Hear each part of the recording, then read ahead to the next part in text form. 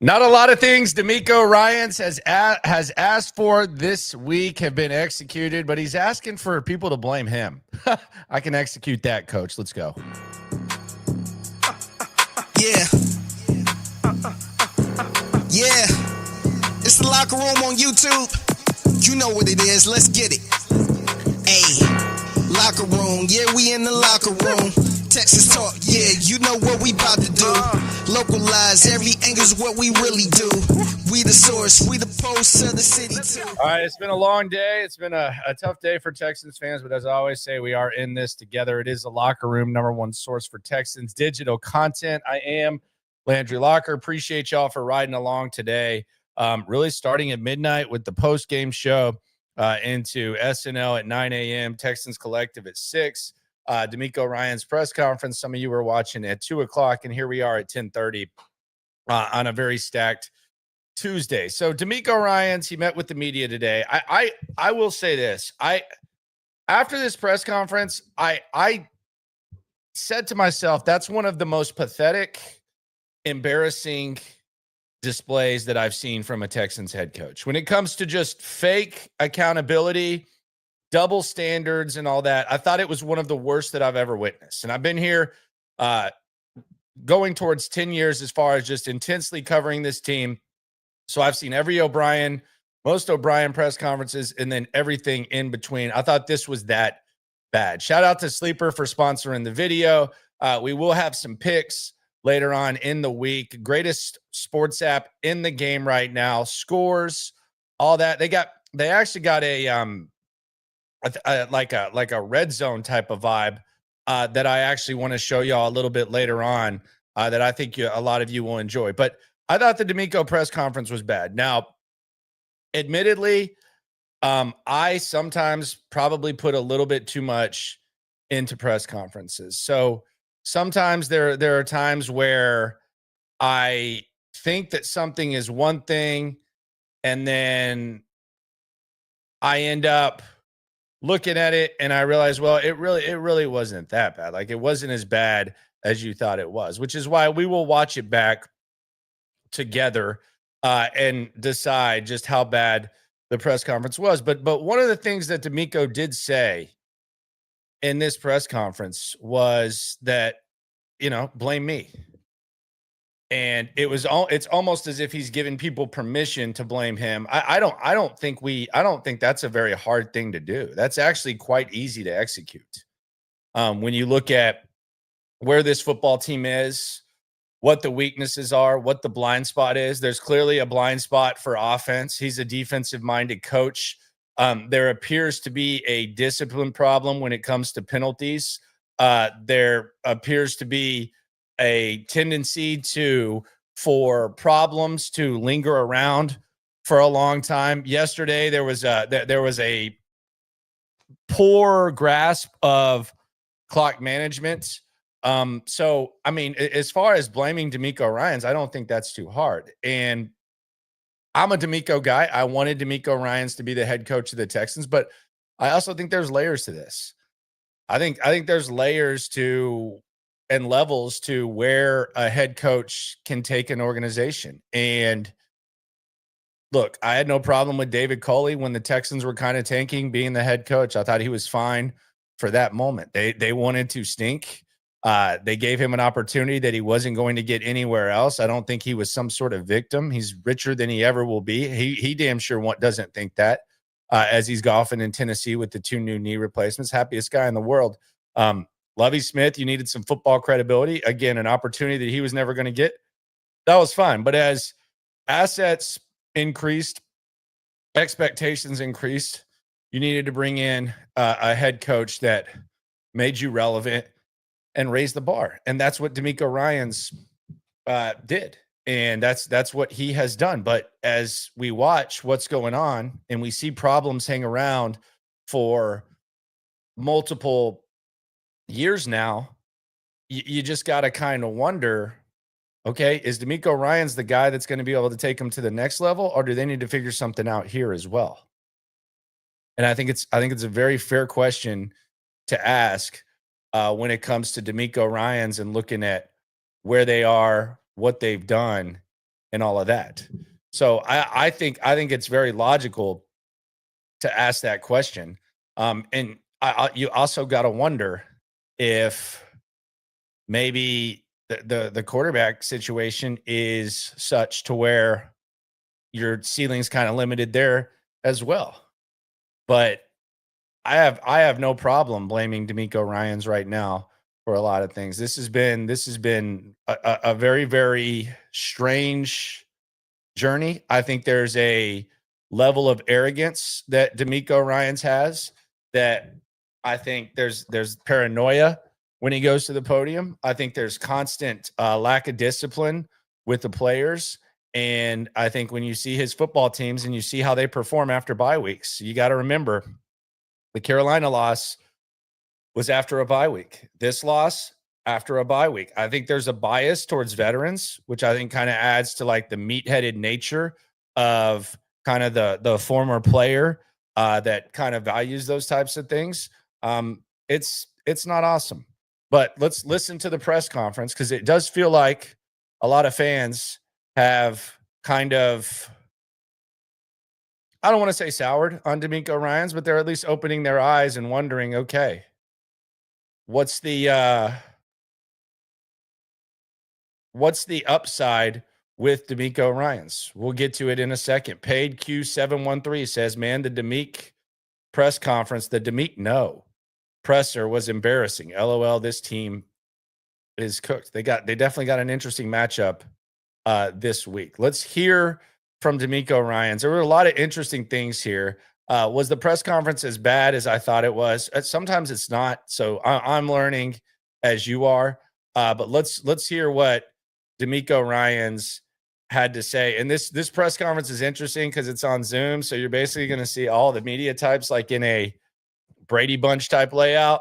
But we'll start and pause and react to some of the stuff DeMeco Ryans had to say and didn't. It was kind of an interesting vibe from old DeMeco. Hey, DeMeco, now that you've had a chance to review the tape, Bro, what are some of the issues that you feel like are facing the offense that are really holding you guys back? Obviously, there was a lot of production in the previous 2 weeks, but this time that wasn't the case. And have a fast follow-up. Thank you. yeah, for us as collectively as a team, like we have to do our jobs, right? If we expect to win, we have to do our job, not offense. It was just on the offense, but it's all three phases. Guys have to do their job, and we have to do it at a high level. So that's the main reason. We didn't play up to the standard. We didn't execute how we needed to execute to win the game.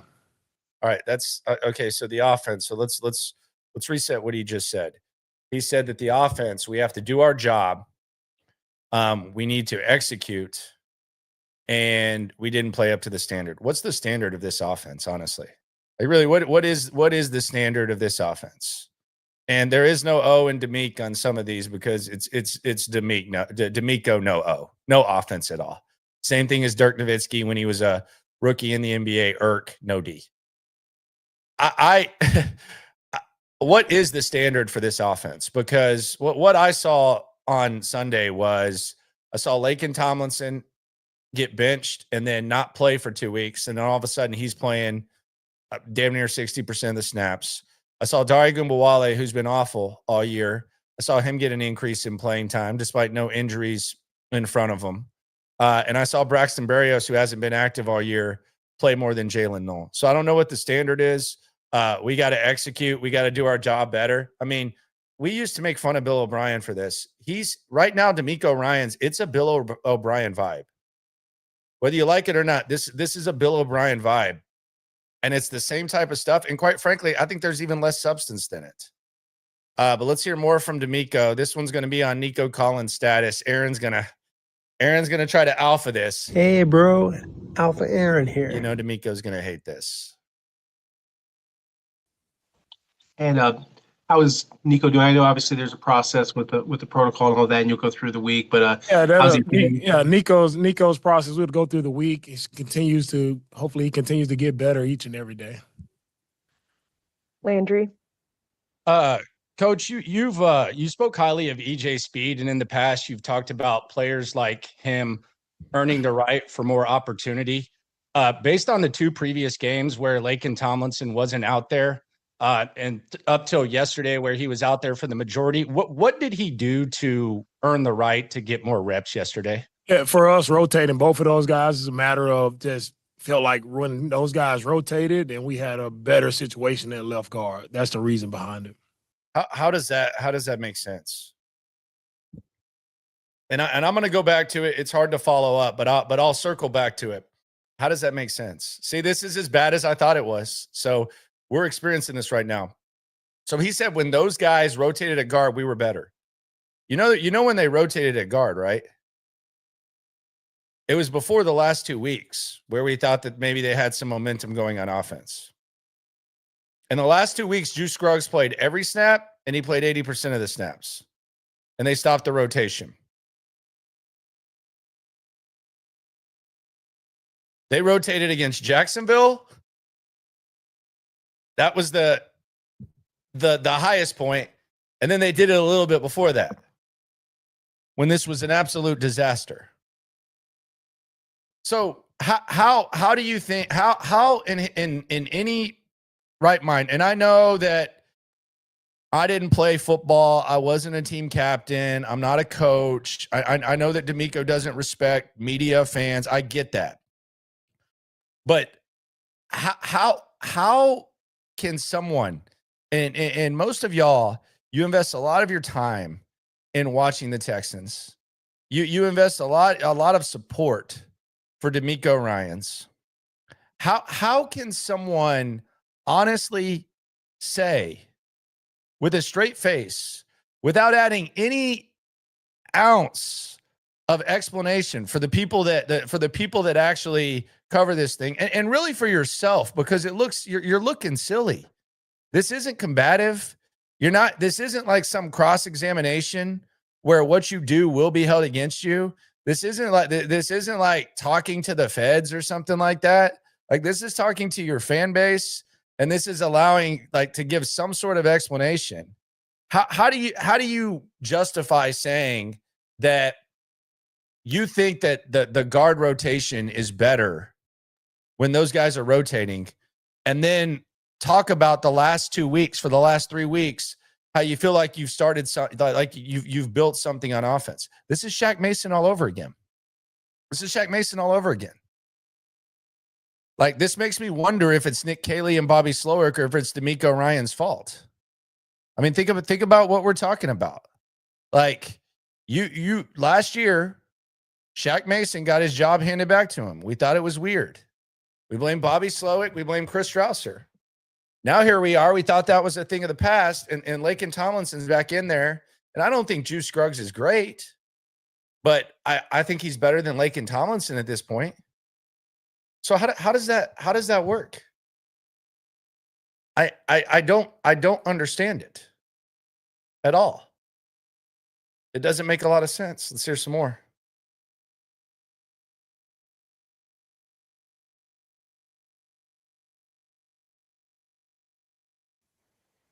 Jonathan? DeMeco, you all started Braxton Berrios on Monday night over Jalen Noel. How is that decision made, and why did you all decide to have Berrios play over Noel in the return game?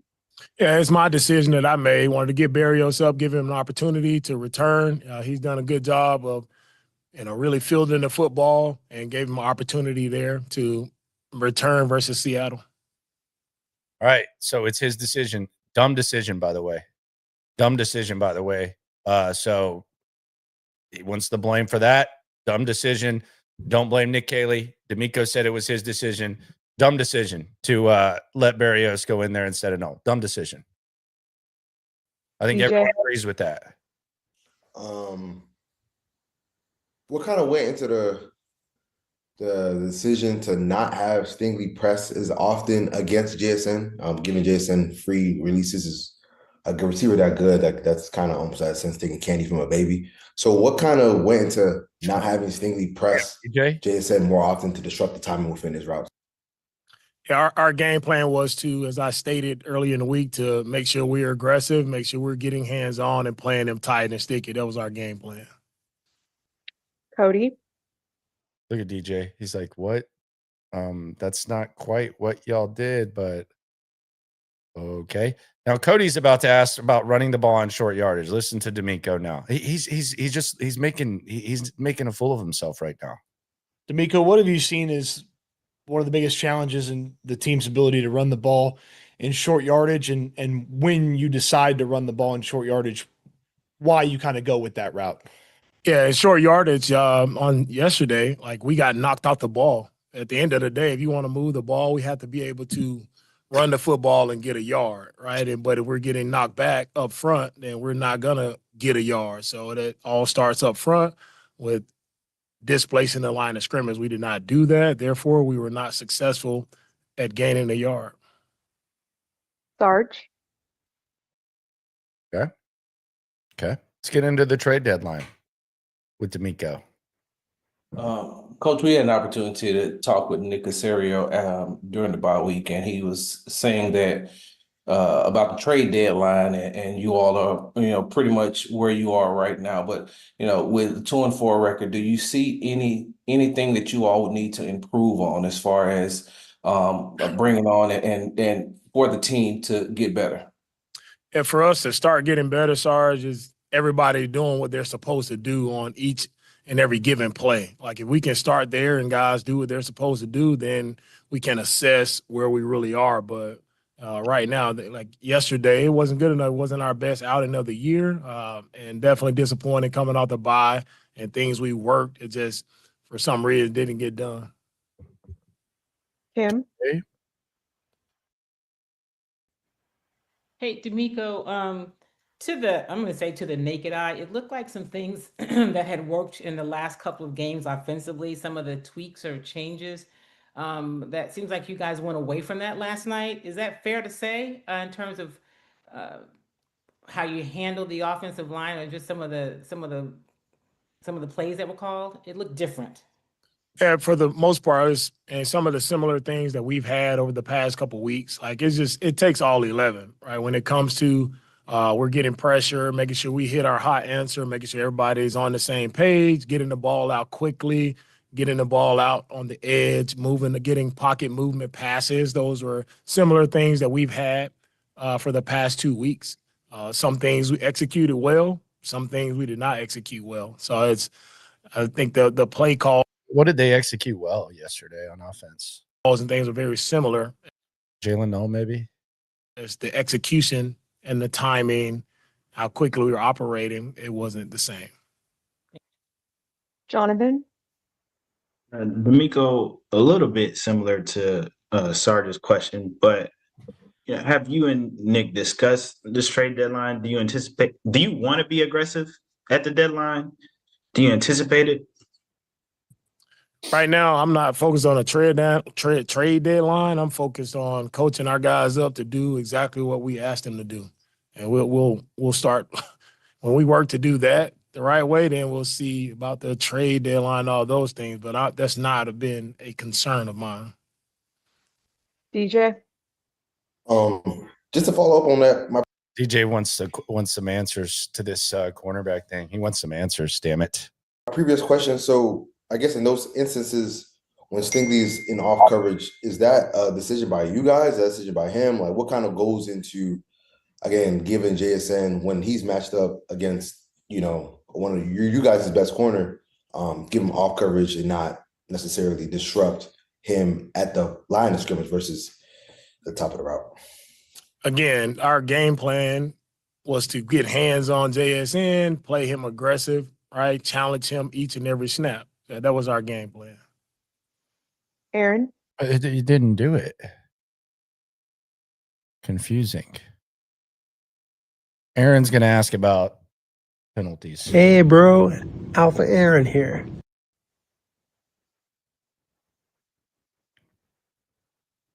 DeMeco, in terms of the penalty issue, to follow up a little bit from last night, the season trend, it's been 7.3 penalties per game. So kind of a recurring thing. But these penalties, some of them, like you mentioned, about control, avoiding silly errors, unforced errors. What did you see in particular from some of the commonality of the penalties? Is there a way to kind of coach that out of the guys and get them to just play smarter football? Thank you. Yeah, penalties. I mean, again, we don't want penalties. We don't coach penalties. Again, I always say penalties come with playing with the proper technique, right? Playing with good fundamentals, proper technique. But it's not just one thing. I wish it was that simple to say like, oh, you guys had X number of penalties and there's all the same issue. There's each play is something different that happens on those plays. Some that we definitely control. We have to be smarter. We have to know when to let up on a couple of those plays. We got to just play smarter. Landry. Just for clarity, I know this is a weird format, so can't get the follow-up in immediately. Despite the fact y'all didn't rotate Tomlinson and Scruggs the previous 2 weeks, you feel that it's more beneficial to do it now, or is that just a week-to-week thing? And what are the benefits of rotating guards? Yeah, for me, I felt like both guys played better when both guys were sort of on a pitch count, and we rotated those guys. How does he think that? How does he think that? Like what?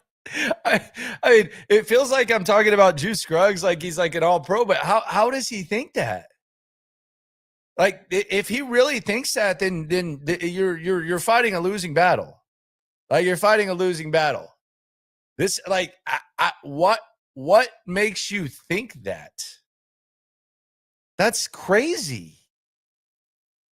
That's crazy. This is La La Land. Sarge. Coach, on after the game, we got a chance to speak with Aziz, and he said he had a different account of what actually took place on the hit on Sam Darnold. He said that the whistle didn't blow when he was, out of bounds, and he also talked about the whistle didn't blow with stopping the momentum when Tim got the penalty at the end of the game. Was that something that happened throughout the game that you all noticed? And another question, follow-up question is, what did you think about the way that Will Anderson Jr. played last night? All right, so yeah, obviously Will Anderson Jr. played great, but this is what I really want to focus on with DeMeco Ryans, and this is where I talk about the meathead kind of nature of former football players and the double standard with DeMeco Ryans. So we've seen DeMeco Ryans, and I'm going to lay this out. Like, hear me out on this. This is really important. I don't want y'all to miss this. I really don't want y'all to miss this, because this is where I'm really going to lay out what bothers me about this situation. Okay. So with DeMeco Ryans, he's never, ever, ever wanted to criticize a player or anything, which is fine. That's his style. That's how he wants to do it. Some would say that there's a line between being a player's coach and coddling. That's fine. Whatever. It is what it is. Whatever. And I think it's abundantly clear that he respects players, fans, media. Who gives a damn? I'm gonna half-ass the questions. I'm gonna be overly paranoid about what I'm gonna say. I don't know anybody, anything, media, fans, nothing. I'm DeMeco Ryans. I'm a great football player. I'm a coach. I know everything. It's not simple. Blah blah blah. No matter how senseless it can sound at times, that's fine. When we asked him about Kenyon Green or Shaq Mason struggling, he condescendingly defended them to the point where he was like, well, fans say this and, media says this, but they don't focus on the good things. We saw what happened with Kenyon Green and Shaq Mason. We saw what happened. When you ask him about a mistake that CJ Stroud made, it's, it's blah, blah, blah, not a big deal. Yada, yada, yada, yada, yada, yada, yada. Not a big deal. Azeez Al-Shire tackled a guy out of bounds. You can sit there and you can say, well, it was a bang, bang play, whatever you want to say. Azeez has got to do better than that. He's got to know where he is. He's got to know the situation. No, he doesn't even have to take him down to the ground. He's got to be better than that. Listen to DeMeco Ryans and how he handles the Azeez Al-Shire question when asked about it. Just listen to this, and then I'm going to show you something to show you the meathead jock attitude of DeMeco Ryans.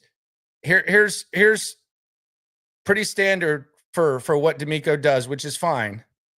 Here's DeMeco Ryans talking about the Azeez Al-Shire penalty.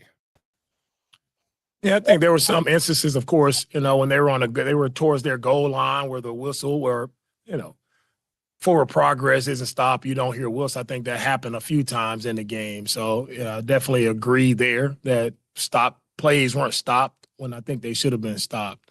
I thought Will did a awesome job of giving us an opportunity, right, to get points in the game, to provide the team with a spark there, getting one of the best plays in football, sack, forced fumble recovery for a touchdown. That was an outstanding play by him. Just to what he's done all year is just putting the team on his back, putting us in a really good position there to just create some energy, create some enthusiasm through our entire team. And that's what Will has done. He's been playing exceptional all year, and he'll continue to play that way because he just has that mindset that it matters to him. It means a lot to him to go out and do his absolute best each and every snap. And that's what we need from everyone. All right, there you go. So Azeez Al-Shaair makes a 15-yard penalty. He gives the other team a free 7, really a free 4 because they probably would have kicked the field goal. But how does Big Bad DeMeco, who always defends players through and through, how does Big Bad DeMeco handle a kicker like Kaimi Fairbairn? How does he handle a kicker? Well, he doesn't mind throwing him under the bus. Yeah, the plan at the end of the game was kicking the ball out of bounds so we could utilize the 2-minute and had a timeout. And we did not execute that again, just goes to the entire game. So, frustrating that we're not executing the things that we're coached to do. All right, there you go. So he'll call out the kicker, but God forbid he call out, a non-kicker. It's just symbolic of just the overall mindset and the overall double standard. I don't understand it. I don't get it. And the press conference was just a little bit rough, but DeMeco is right. Like, blame him. I think that's probably appropriate at this point. And if he truly is the one making these decisions with the guard and Berrios and stuff like that, then you got a real big problem, because that might actually explain why this offense looks the exact same. I think it's just absolutely crazy, and your stuff is not getting executed. I think that's kind of a problem with him. So I don't know what to I don't know what to think, what to say. I just think that it's kind of a problem. Trucking Freak says, I still have full confidence in DeMeco. Awesome. That's great. I hope that DeMeco Ryans gets the job done. That would be great. I would be 100% happy if that happened. That would be great. On the chat, Rich Boy J is in the building. You ain't never hate. Swarm. He says, according to DeMeco, the standard for the offense is probably 3 points. If the D can't hold the opposing O to less than that, we don't deserve to win. It's a pretty defensive-minded approach. Primetime V says, how you wanting to be aggressive and put your hands, but you had them playing off coverage? That was the confusing part to DJ Bieniemy. I think DJ Bieniemy was about to pull his goatee out, trying to get that answer. So your guess is as good as his. Tayswell says Cody was on fire this morning. Yes, he was very fired up. Cody's probably asleep right now. Jay Blackshear says JSN had 120. They didn't press him at all. Yeah, that's the crazy thing is he says, what their game plan was. And if their game plan was to put their hands on him and press him, and that didn't happen, why didn't he say Derek Stingley didn't execute the game plan? He said about Kaimi Fairbairn, little Kaimi Fairbairn, the 180-pound golfer, Kaimi Fairbairn. Like, he said it about him. He said, yeah, he didn't execute the game plan. He didn't do it. But with Stingley, that was our game plan. Well, it didn't happen. So why aren't you as aggressive? Why aren't you keeping that same energy with Derek Stingley that you keep with Kaimi Fairbairn?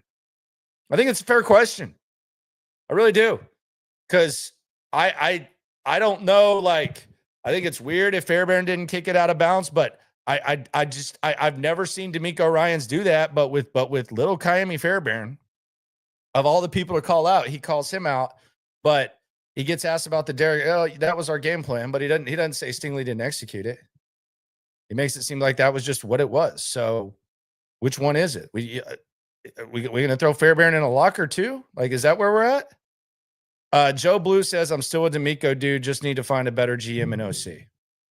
He's hired 2 OCs, sir. They got to figure something out. I mean, if this continues, I guess something has to go.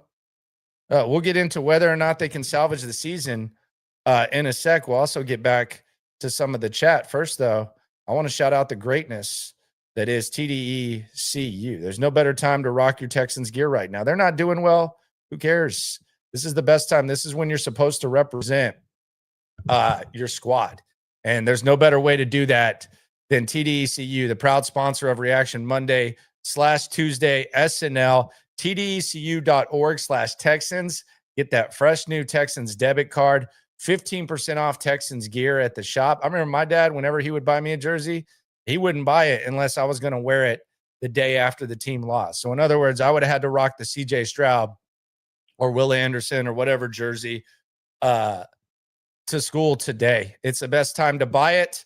15% off Texans gear with the TDECU Texans debit card. Learn more at TDECU.org/Texans. Membership required, insured by NCUA. And that's not all they got. They got a lot going on at TDECU. They'll help you out. It's a very, very good place to do business. So shout out to the greatness that is TDECU. Back to the chat. Chase has a 2-piece combo. He says he thinks we're dumb, man, talking about DeMeco. And then he says he doesn't respect media and fans, like you've said. Yeah, that's not even like a knock. That's obvious to see. Like that's not anyone with eyes, ears, anything can see that. Like I'm there, like that's obvious. I don't even think that's like offensive. That's not like a blown cover or something like that. Like everyone knows that. He only respects former football players. Tazewell says, what a BS answer. I'm not sure what you're referring to. That can mean a lot of things. Ryan Burnett. You ain't never hate. Swarm. He says Texans 5-12 by the end of the season. I don't think so. I don't think 5-12. I mean, I think their defense is good enough to where you could hang around. They could end up going 9-8 or something. I mean, 5-5 is what we said. Up to week 11, that's still available for him. Who knows? I do know that while the Texans might actually have the talent advantage this week against San Francisco because of all the injuries they have, San Francisco has a significant coaching advantage. Robert Saleh is just as good of a defensive mind as DeMeco Ryans is.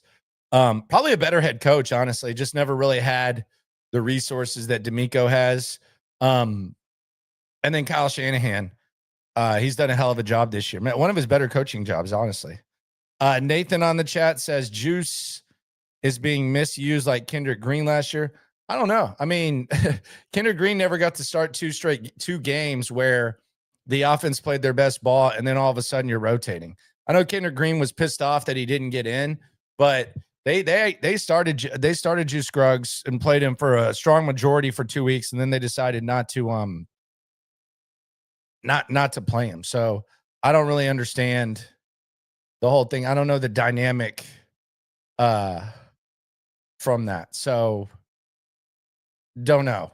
Jay Malfair asks, does a Laken Tomlinson have a jersey for sale? I mean, I'd expect them to be on clearance. Shoot, they might be full price right now. Who knows? Orange Drake says, can I get a Houston Patriots or New England Texans jersey at the team shop?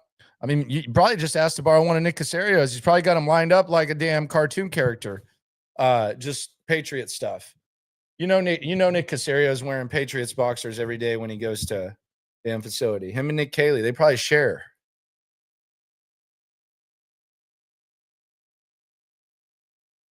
Karam says he called out Kaimi and Stingley. He didn't call it Stingley. He didn't call it Stingley at all. He said what the game plan was. But he didn't say that he didn't execute it. He just said what the game plan was. Didn't call him out at all. That did not happen. Not even a little bit. The other thing is this game yesterday shouldn't have been as close as it was. Like Seattle, they're not pleased with their performance. And that's just kind of a problem. But to go back to where we were, DeMeco Ryans, he capped off that press conference. Quite frankly, I couldn't take much more of it. If we're being completely honest, I was kind of over it, and the look of it was weird with all the media types. I really didn't like looking at myself as the questions were being answered. But he says blame him. That's easy to do. No problem. I'll execute that one. I know not everything he's asked has been executed. I'll execute that one. I think DeMeco does deserve blame. So that's where we're at when it comes to that. The opening line for Texans versus 49ers. And be sure to subscribe, like, right along. I'm going to get some freaking sleep after this one. It's been a long-ass day. I'm looking at this line, and it's pretty crazy that the Texans are opening as a 1.5-point favorite. Now, I do think they have a talent advantage. I do think that they have a chance to win this game. But some people believe that the Texans will that the possibility that the 49ers can outcoach them is pretty high. There's a lot of people who feel that way, and I can understand that. But I think they have a chance to win. I thought they had a chance to win in Seattle, but it's hard to predict this team because look, when you're in this business, you're going to be wrong about a lot of things. Like, it's going to happen. It's unapologetic. You explain what your opinion was. If you're wrong, you're wrong. Like, anyone expecting like a media type to be right all the time, that's crazy. You just don't really shoot from the hip. You explain why you think what you think. Sometimes you're going to be right. Sometimes you're going to be wrong. But when I thought the Texans were going to beat the Seahawks, I did not know that Laken Tomlinson was going to be back at guard. I did not know that Braxton Berrios was going to play 50% of the snaps on offense. And I did not know that Dare Ogunbowale was going to be back on the field. I had no idea. Like, that's unfathomable to me. So it's impossible to predict what's going to go on with this team. When something like that is a possibility, it's impossible to predict what this team is going to be. And let's be honest, they might just completely unleash these rookies now because they have no other choice. They might do what we've been asking them to do for a long time because they have no other choice. But when what they decided to do off of the bye week is a possibility, when we're sitting there speculating, and we did this, that we had cabin fever. We were waiting so much for Texans football, and I appreciate all y'all for riding along. I really, really do. It means a lot, and we're all in this together. We're not dependent on record or anything like that, and we're going to cover this team no matter what. It's not optional. But we're sitting here talking about Woody Marks. Are they gonna free Woody Marks? Are we gonna see more Jalen Knoll? Is Higgins gonna get loose? Are we gonna see more British Brooks? Is CJ Stroud? What kind of plays are they gonna eliminate? And all this time that we're talking about what they're gonna do during the bye week, they decided that that their big plan was to start Laken Tomlinson, play him 60% of the snaps, put Braxton Berrios at punt returner instead of Jalen Knoll, let him play more offense than Jalen Knoll, and then put Dare Ogunbowale back in the running back rotation. You can't predict a team like that. You cannot predict a team like that. That's as ass backwards of a personnel display as we will ever see.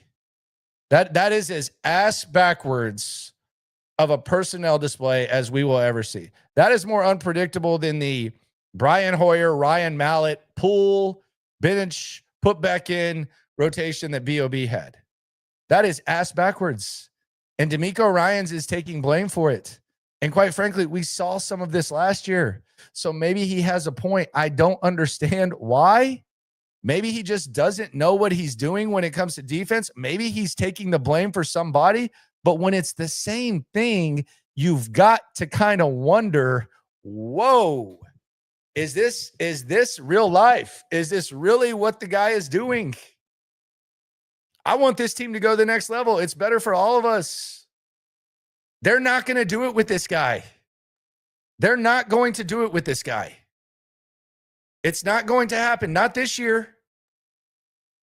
If you are saying with a straight face, I wanted to get Braxton Berrios out there and I need to see Laken Tomlinson, they're not like, maybe they can back into the playoffs because of defense, but their ceiling is limited when you're making decisions like that. I said it. I said it. They're not taking the next step with this guy.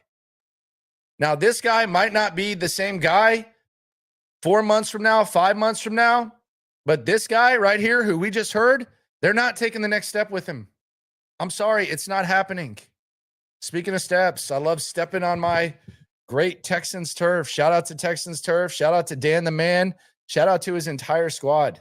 I got nothing but love for Dan because he made my yard look great. Always green, always clean. Stressful shopping for turf. It stinks. It's discouraging.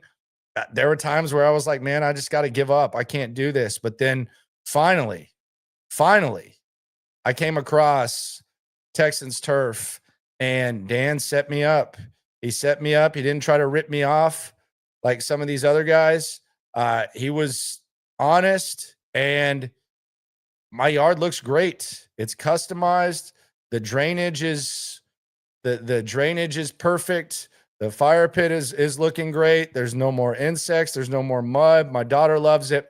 My dog loves it. You'll love it too. Whether you need, hell, if you need a full soccer field, he's got you covered. If you need just a small yard field, he's got you covered. TexansTurf.com, always green, always clean. Shout out to Dan.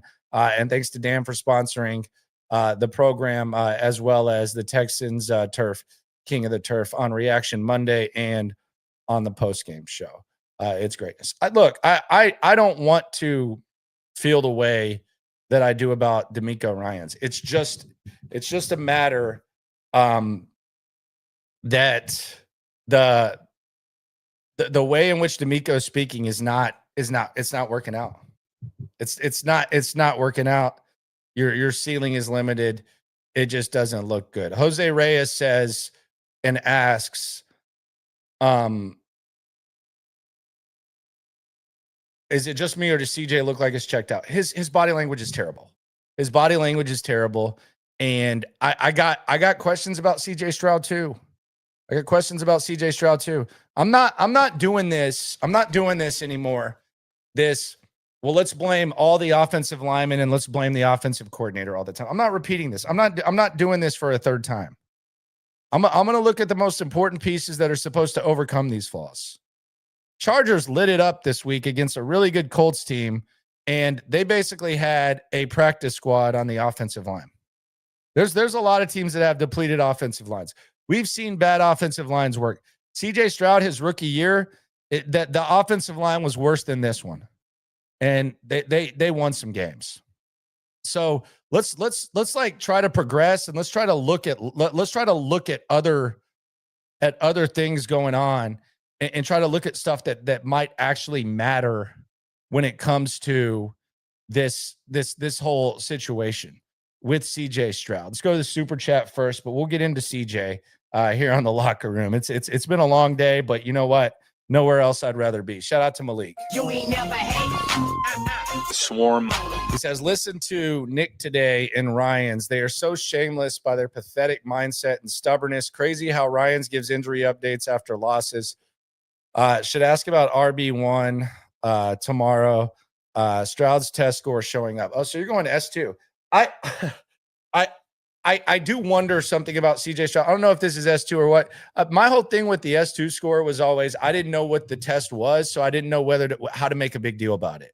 I didn't know how to make like a big deal about it, and I thought it was weird how they stood on business until he got to the playoffs and then they put it out there. So I had no idea.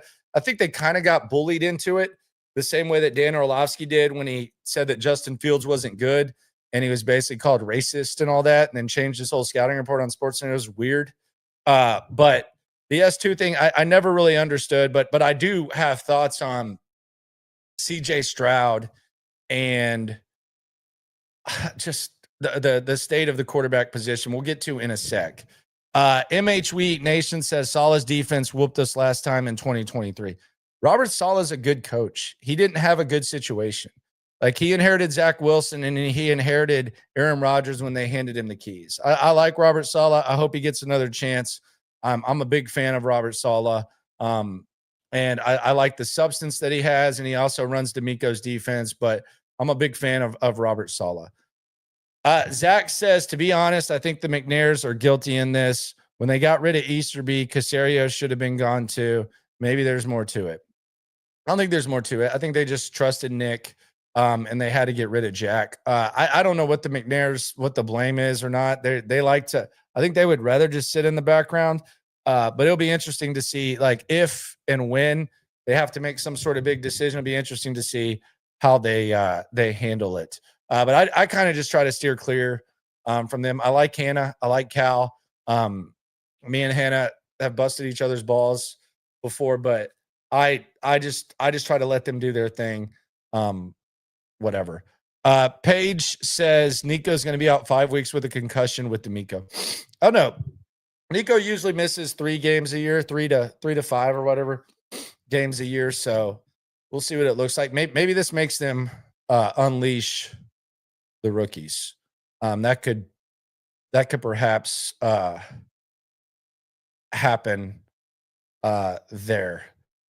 Sideline Sarah says Schultz has surprised me. It's his contract year. He's always good in contract years. This is essentially a contract year. Contract year, Dalton Schultz is always good. But yeah, he balled out yesterday. He did his thing. So there's no doubt about that. But that's what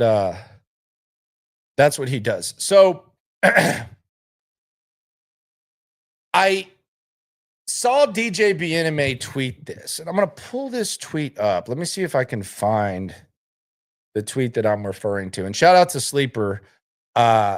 Get right now at Sleeper, you can get 20% free play, 20% entry, no deposit required. You can also get 100% match up to $100. Use the promo code Locker. You can double these offers. If you've never played Sleeper, download the app, $20 entry, no deposit needed, and then you get 100% match up to $100. Use the promo code Locker and use that app while you're at it. It is the best in the game. But I saw DJ Bieneme. Let me pull this up. So he was replying to a Sean Pendergast tweet. And Sean basically put out the stat of what the Texans record is the last 15 games. They're 6-9. And their 6 wins have been against crap teams. And then DJ quote tweeted this. And it got me thinking, which is dangerous. Let's just be honest. When I start thinking too much, sometimes it's a little bit dangerous. But this is what ESPN's DJ Bieneme said. He said, quote, shout out to DJ. He said, starts up top. Things haven't been the same since that Thursday night football loss to the Jets. Really, to be honest, since that loss to the Packers when CJ Stroud had free rushers in his face all day, that was October 20th, 2024. It's October 21st, 2025, and we're still having the same convos. Now, this is where it gets interesting. He says a blueprint has been put out on the Texans offense. So he says a blueprint has been put out on the Texans offense. Here's my thing. They've had 2 different systems. So is it a blueprint on the Texans offense or is it a blueprint on CJ Stroud? And I started wondering that because it has to be something constant. And every time CJ Stroud has a bad game, you hear CJ Stroud talk, and he talks about how the other team defended him. And he always talks about the 2 high shells. Yeah, in the NFL, they're doing this. He's not the only quarterback that faces this type of stuff. And other offenses find ways to function around the league when they're being covered like that. Patrick Mahomes has played his way out of it. You notice how Patrick Mahomes is running a lot more? You know why he's doing that? Because they're guarding him that way. And he's basically been able to loosen up the defense and he's been able to hang in there. Now, comparing CJ Stroud to Patrick Mahomes is like comparing Spam to filet mignon. So I'm not trying to do that. I'm just saying that that's kind of what CJ Stroud always talks about. So if there is a blueprint, how can there be a blueprint for two different offenses? Wouldn't it be a blueprint about the quarterback? And that kind of adds to the previously mentioned concern about DeMeco Ryans and CJ Stroud. I think CJ Stroud's fine. But you do when you look at those stats that Sean laid out, when you look at the clear regression that we've seen from CJ Stroud, that does everything just have to be so perfect for him to perform? And if that's the case, then what exactly are you going to do when push comes to shove and you have to make that decision as to whether or not to pay him? I do think there is a blueprint of two high shells with CJ Stroud, and it for some reason it either mind F's him or it's just the perfect way to guard him. Can he overcome it? Sure, still a young player. But it does make you kind of think when DJ uses the word blueprint and you factor in that it's clear as day that something's going on there. Don't know. Very interesting. Let's go back to the chat. You ain't never hate. Swarm. All right. Need all that. Says there's no way we can trust Caserio to fix this offense this offseason, right? Man can't build an offensive line to save his life. Yeah. I mean, if Nick Caserio thinks A about the offense, you should think B. If he thinks B, you should think A. The way in which he functioned this offseason, no wholesale changes and all that, it's crazy. But it makes you wonder how much of this is on the QB? How much of this is on the defensive-minded coach? Don't know. They're going to have to make some sort of decision. Cesar P says, vibes are bad per EJ Speed on the 520 podcast. I don't know what that means, or I don't know what the 520 podcast is. And I have no idea what you mean by vibes are bad. Like, is he just saying that they lost, or like what is that? What does that mean? 520 podcast, you said? Never heard of it. Club 520, okay. So this is with Jeff Teague and them. Y'all, you're talking about the Teague podcast, okay. Yeah, I know what you're talking about. Yeah, I don't know. Don't know about EJ Speed. If you want to send me the link at Landry Locker. And I'll peep the scene there. But I appreciate the heads up on that. Haven't listened to that. I know that they didn't. Okay, Cesar, send it to me, or put the link in the chat.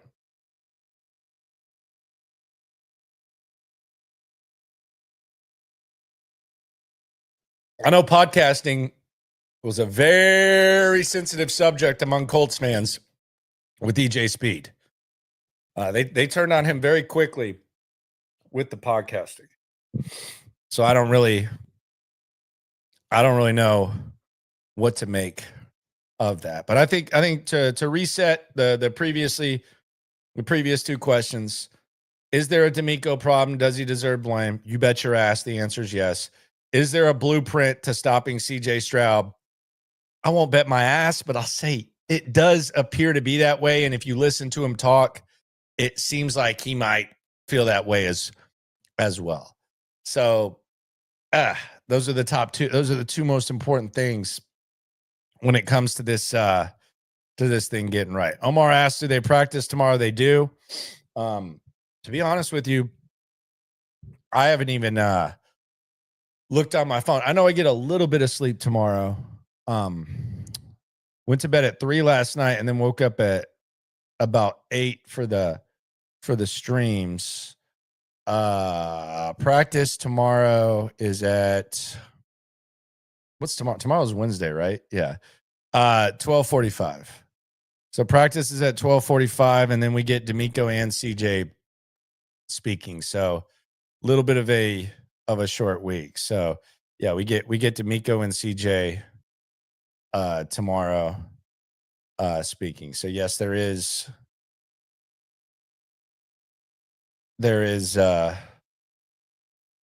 that. Yeah, I don't know about the thing. They had Zaire flanking on. They didn't say much. There was enough context. Oh, okay. So EJ Speed didn't say that. So I mean, I'm sure Zaire was just making fun of the Texans being bad, and doing his thing. So yeah. Yes, Nick Caserio does have 4 years left. For some reason, Cal and Hannah decided they needed to give him 2 extra years, because why not? When you have a contract that Jack Easterby, your buddy, negotiated with your agent, who also represents Jack Easterby, you've just got to add 2 years to that. It wasn't favorable enough, I'm sure. You imagine that? How lucky is Nick Caserio, man? How lucky is he? He walks into a perfect situation. Like, contrary to popular belief, he walks into a perfect situation. You go somewhere where there's no pressure to win. You're basically just getting, it doesn't matter who you hire. You're just clearing cap space, and you have a quarterback who you can just sit around and wait for stuff to play out. And at the end of the day, you're going to get 3 first-round picks and more to build a team with no pressure to win the first 2 years. That is great. Like, that's the biggest myth about Nick Caserio. I think it's funny. It's like when Steve Sarkisian talks about what Tom Herman was. It's like, well, brother, you got NIL. So it's a little bit different than you do. But like, it's like, well, look what it was when he got here. Yeah, look what it was. And it sucked the first 2 years, and he didn't have any pressure to win. Process over results. That was what he said. And he got to clear cap space. So by year 3, you have 3 extra first-round picks, extra draft equity. You have the highest amount of salary cap, and it's one of the most appealing jobs, and you end up hiring DeMeco Ryans. And, oh, by the way, that contract that you got, you imagine your friend negotiates it with your agent, who also represents your friend who's negotiating the contract. Can you imagine, like, what the clauses are in that contract?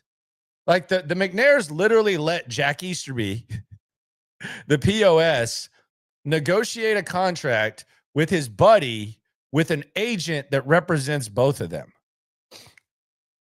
They're awesome, man. I bet the McNairs give some great Christmas presents, man.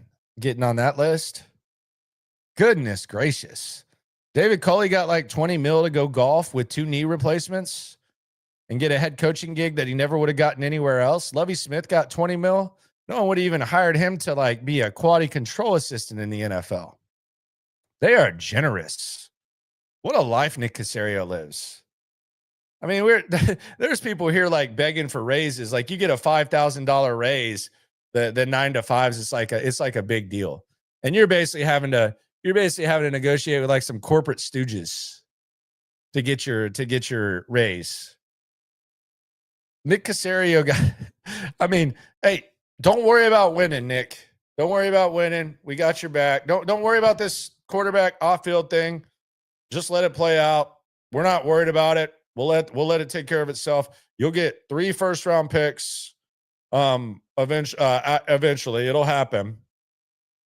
But yeah, if you want to sign your contract, we'll let Jack negotiate with you and your agent, who, by the way, represents him too.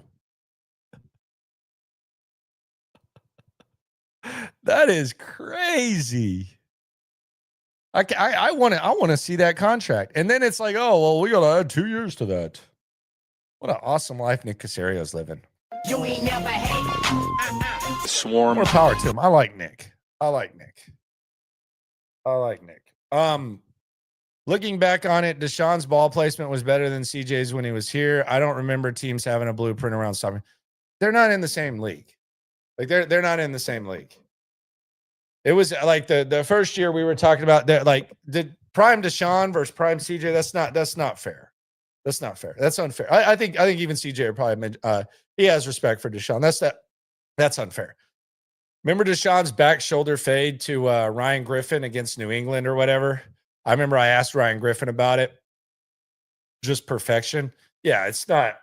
That's not a fair thing. And Deshaun didn't have a great online either. But yeah, we don't need to. We don't need to do that at all. But man, I want to see that contract really bad. I really want to see that contract. Bad. So to reset, Nico Collins, he's in concussion protocol. I don't know who I would pick up in fantasy. I guess Jalen Knoll. They got to play Knoll now, right? I mean, surely Knoll's going to get more looks than Berrios. Stroud can't throw Higgins catchable balls to save his life. They are not on the same page. There was the one after the Nico concussion where he was kind of open, and then the end zone. Like he can't throw catchable balls to him. So if I was going to pick up someone, I would probably pick up Knoll. But that's just, you'd probably be in a situation where you wouldn't want either. But if I was going to go with one, I would go with Knoll. Now the question is here: can the Texans salvage their season? I mean, it depends what the definition of salvage. Like, could they back into the playoffs? Perhaps they would need the defense to just carry them. And they would need to stay relatively healthy. They're very thin at a lot of positions, and they would need they still need to get to that 5-5 goal. And right now that's somewhat in front of them, but by week 11 they would need to be 5-5. 4 games remaining, so they need to go 3-1 against San Francisco, Denver, and Jacksonville, all at home, and then Tennessee. They would need to go 3-1 there to get to 5-5, and then it would still be an uphill battle, but you would have the Colts twice. You would have the Chargers with their depleted offensive line, which you could be able to wreck.